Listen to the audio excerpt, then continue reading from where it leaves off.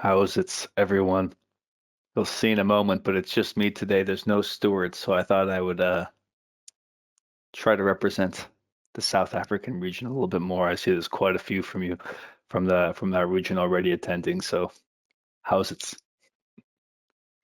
We'll give it a few more minutes and then we'll jump right into it.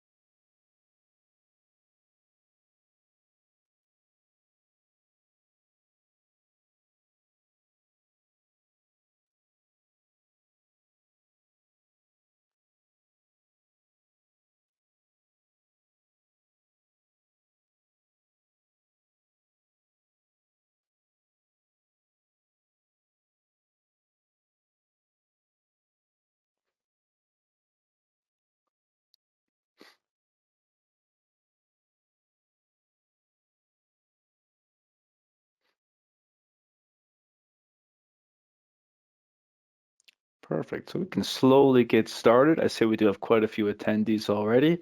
As I mentioned before, I'm alone today, so there's no Stuart. I'll explain that in a little bit, but thank you everybody and welcome back. I hope you all have your coffees, teas, whatever beverages you have on hand, and let's spend some time talking about something a little bit different, which was requested and part of our surveys from last year. But before I dive into that, as I mentioned, again, I am Armand Sammy. I am the territory manager for the DACH and Netherlands region for 42 years. Sadly, my co-host Stuart Clark, who looks after the Africa territory, is not with us today. He is traveling. He is at GuideTex Africa and Morocco with quite a few other members of the team, but I guess someone decided that I get to stay in Switzerland in the sunny but not so nice weather that I'm sure he's enjoying right now. But enough about me complaining. Let's get into the topic of today. So what we wanted to discuss about, and this was some of the feedback that we got at the end of the, let's say, last year's kind of surveys, is to talk about other operating systems, not just Android, to try to bring in more iOS, macOS, Linux, and even there was quite a few requests for different things around things management, so printers and whatnot. And I just happened to have a quite interesting scenario for iOS that I wanted to discuss with you all. And it's a good scenario to show you.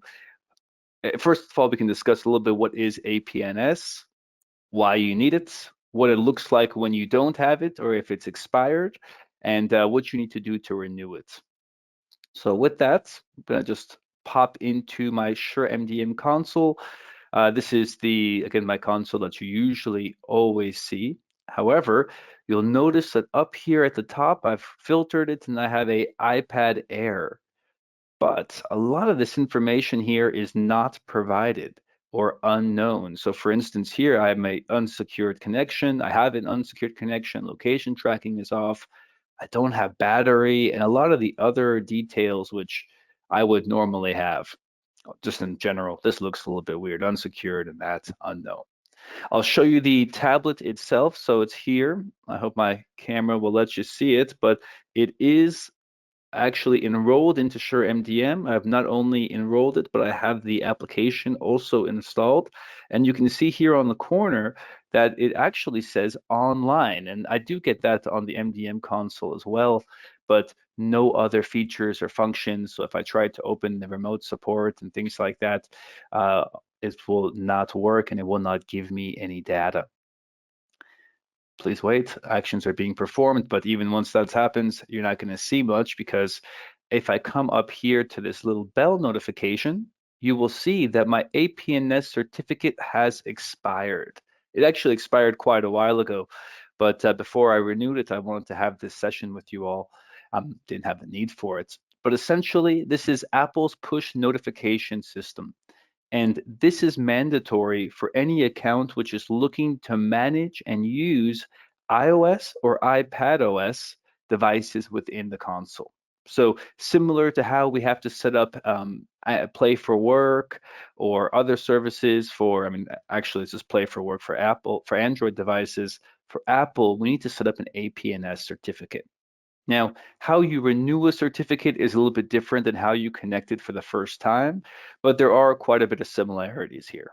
What's important to note is if you do have this and you see this pop up, you can always click here and this will pop open for you the link which is on our knowledge base.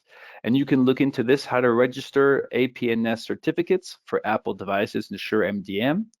It gives you the prerequisites, which essentially you should have access to the Apple Push Certificate portal. I'll show you that portal in a moment. You should also have a Apple login credentials and MDM access. Now, what's important here is if you are on premise and you're looking to manage iOS devices, please get in contact with us as with our support team specifically. There's a slightly different approach that you need to take here, but just keep that in mind. In the MDM console itself, it then walks you through the steps, which I will show you in a moment, but they're all detailed out here. So first of all, how to do it for the first time, that's this first section, and then how to renew an existing APNS certificate, which I will show you now. Again, everything is linked and documented here, but since we have the time and we're here today, let's just go over this. By the way, you can expand and close this, but what I essentially need to do is come up here to my account settings and come down here to the left to where it says Apple Platforms and Management. Here I have a few sections. VPP, the Volume Purchase Program, APNS, this is how you can kind of add licenses and distribute iOS applications. APNS and ADE, which is the new ABM. So if you're looking to enroll devices and get them supervised, which we can talk about a little bit later, but essentially have full management rights of these devices, you can do that here. And actually do it through the ABM or ADE portal. And yeah, that's that. But what we're going to talk about today is APNS. And as I click here, again, you see that this is certificate has expired. I can click here and it'll take me to that same link, which I had open previously. So walk me through the same steps in case I need help. And it will give me a few options. For starters, I can always see the information, when it was issued, to whom it was issued, what the Apple ID used to sign up was. And this is important because if we are renewing, we want to make sure that we are using those same credentials when renewing that license. So first thing I need to do is download the CRS. There it is. I'm just going to save it to my downloads folder. And then I'm going to click here on the Apple Push Certificate portal. This will log me in. It will ask for some biometric proof I am who I am. And now once this is done, I will see this view here. Now, there's a couple things you can do here. For instance, right now, I could, create a new certificate if I wanted to. Every MDM console needs to have its own certificate, whether that comes from you or from a different email address, that's up to you. But I do see here that I have the same certificate, same expiration date. It is a mobile device management platform, and the vendor is 42 Gears Mobility Systems. That's us. It's expired, and I have a few options here. I can also add notes and other kind of identifications here if I need to, for instance, track multiple MDM consoles. You can do that. And then I have the option here to renew, download, and revoke. Now, please keep in mind that revoking or allowing this certificate to expire will require existing devices to be re-enrolled with a new push certificate. This is pretty dangerous because it means that essentially all these devices that you've connected will have to reconnect to the MDM system, unenrolled and re-enrolled. The certificate will then get kind of applied to these devices. And because the certificate has expired, that is what will happen here. So please be sure, this is why we give the notifications in the console when a certificate is about to expire. And I think we try to give at least a month's notice so you can come in and do this without needing to take the additional steps. So couple things here. For starters, I can click on renew. Again, I can add notes if I wanted to, but I can choose files, take the one which I have just downloaded from the MDM and click upload. That will take some time and then get confirmed. You have successfully created a new push certificate with the following information. Wonderful. I can download this now. And if I just come back here to manage certificates, you will see my case here, my only one certificate, but that's it. And I can then come back to the MDM console and upload the certificate. There you go. Apple ID is the same one you used to sign in. It's the same one that if you're renewing, same one that you have down here. And you can see now that the upload has been successful. I can now also see that it's already updated and the certificate will now expire on the 16th of April, 2026. Exactly, well, almost exactly. I guess the timing here is a little bit off, but exactly usually 1 year from the date of this being created. You'll see it here, and then if I come here again, I might have to refresh this, log out and log back in, or check out, but this here will then reset and you won't see it anymore under certificate expiry. But this notification is always here. So if you want to come back and check and see what's going on, you're able to do that here. Now, going back to the SureMDM console, this device here is still going to be in this state. It doesn't matter, again, if I renew or what I try to perform to this device. Actually, I see that some information has slowly started to pick up, but I imagine that it's going to get stuck at one point and not go any further. But that's fine. Actually, sorry, I take that back. This device looks like probably because it was enrolled during the time that the certificate had already expired. It was just waiting for it. So I see already that things are changing. And if I show you the device right now, again, sorry, some information has already started to appear on the application itself, so on the Nix agent. So this device in this case is all good. However, if you had enrolled devices with the old certificate and let it expire, it will be a problem. So please keep that in mind. I can also mention in this case, you saw because my certificate had expired and we were in this weird kind of middle phase. But if you try to enroll a device and you have not yet used or combined, attached the certificate to your MDM console, that device will show online. You'll have the package or let's say the profile, the management profile on your iOS device, but you will not see it populated here on this list. So just please keep that in mind. If you're trying to enroll an iOS device, but you don't see it in the device list, everything says it's okay on the device, it's probably that the certificate has not been added or properly added to the console. Once you have renewed it or updated it, it will look just like this. And as I mentioned earlier, since Stuart's not here, I can kind of dive into this a little bit more. You'll see here that this device is supervised. However, I have not actually connected a Apple Business Manager account to this system. So how did I get this tablet to be supervised? Pretty simple. There's actually two ways to do this. Apple Business Manager is 100% the recommended way. And you can either add your own devices to this list by adding the serial number, or if you're buying it from a Apple Business Manager authorized reseller or distributor, they'll be able to add these devices to the portal for you. So as you log in, you'll see it. We might do another session on Apple Business Manager later, but for the moment, I had plugged this device into my MacBook, ran Apple Configurer, and got it as a supervised device. Now that it's supervised, it's into the system. I see I still have no profile. There are a couple of things which are turned on already by default, and I do start to get different system settings and information. So everything here looks pretty good.